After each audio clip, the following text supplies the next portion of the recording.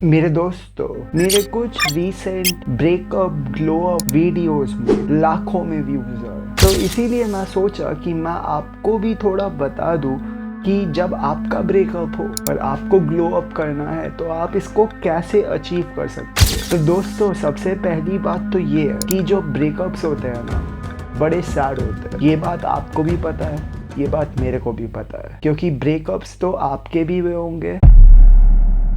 और ब्रेकअप्स तो मेरे भी हुए हैं। तो मुझे पता है कि कितना सैड मोमेंट होता है जब आपका किसी लव्ड वन के साथ ब्रेकअप होता है। तो ये देखो, पिछले साल मैं अपने एक दोस्त से मिला था जो हमेशा फिट रहता था। तो मैं इससे मिला और जब मैं इससे मिला तो मैं देख रहा हूँ इसकी तोन निकल गई है, इसके मसल्स की जगह पे हाथ पे पूरा फैट भरा हुआ है। तो मैं इससे पूछा कि ब्रो, तेरे को क्या हो गया, क्योंकि तू तो हमेशा फिजिक मेंटेन करके रखता था। तो मेरा जो दोस्त है ये मेरे को बताता है कि इसका ब्रेकअप हो गया था इसकी लॉन्ग टर्म गर्लफ्रेंड के साथ 3 महीने पहले। तो इन पूरे 3 महीने से हर दिन ये बंदा दारू पी रहा। इसने पूरा अपना फिटनेस का जिम जाना छोड़ दिया, जो काम पे फोकस कर रहा था वो भी छोड़ दिया बंदे ने, जो इसकी डाइट अच्छी थी वो भी छोड़ दिया,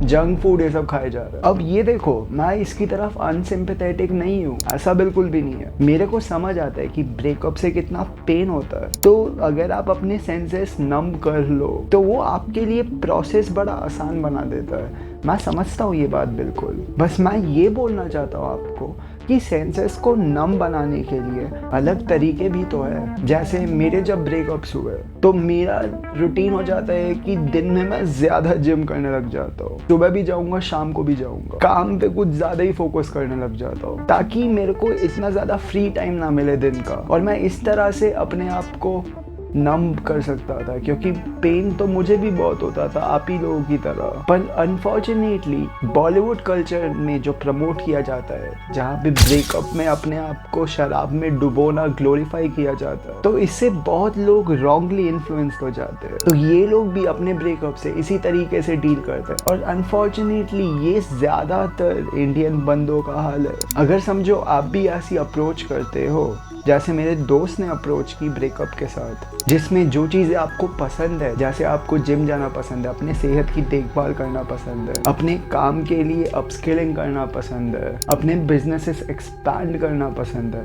और आप ये सब छोड़ देते हो क्योंकि आपका ब्रेकअप हो गया, तो बस उस टाइम पे एक बात याद रखना मेरी, और वो है कि बस इसीलिए क्योंकि आप जिस को प्यार करते हो उन्होंने आपका प्यार रेसिप्रोकेट नहीं किया, या वो आपसे प्यार करना बंद कर देते हैं, इसका मतलब ये थोड़ी ना मेरे दोस्तों कि आप भी अपने आप से प्यार करना बंद कर दो। अगर आप ये चैनल फॉलो कर रहे हो तो फिर आपको पता होगा कि इस चैनल में हम लोग सेल्फ लव को बहुत प्रमोट करते हैं, कि दूसरों से वैलिडेशन ढूंढने की जगह आपको कोशिश करनी चाहिए कि आपको अपने आप से पहले प्यार अच्छे से हो रहा है। क्योंकि अगर आप ही अपने आप से प्यार नहीं करोगे तो फिर और कोई आपसे प्यार क्यों ही करेगा मेरे दोस्त। और जब आप अपने आप को इम्प्रूव करते हो अपने लाइफ में, भले ही बेबी स्टेप्स में इम्प्रूव कर रहे हो, आपका जो प्यार है अपनी तरफ वो बढ़ेगा। क्योंकि ये जो इम्प्रूवमेंट है, ये जो सेल्फ इम्प्रूवमेंट है, ये आप दूसरे लोगों के लिए नहीं कर रहे हो, आप ये कर रहे हो अपने लिए, अपनी खुद की खुशी के लिए। तो इसीलिए अगर आपका,